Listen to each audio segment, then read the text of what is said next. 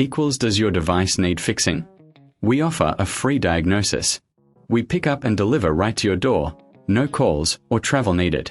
We send you a quote before repairing, and only go ahead if you approve it. Easy, transparent, and professional. Link in description. Start by gathering your tools, a screwdriver set, isopropyl alcohol, and a microfiber cloth. First, power off the device and unplug it. Remove the back cover by unscrewing the screws. Keep them in a safe place. Once open, visually inspect the motherboard for any signs of moisture or corrosion. If you see any, use the isopropyl alcohol and cloth to gently clean the affected areas. Be careful not to damage any components. After cleaning, let it dry completely. Next, check the connectors and ports for any residue. If you find any, clean them as well. Reassemble the laptop by replacing the back cover and securing it with the screws. If you're unsure about the diagnosis, remember, we offer a professional diagnosis without obligation. Need help?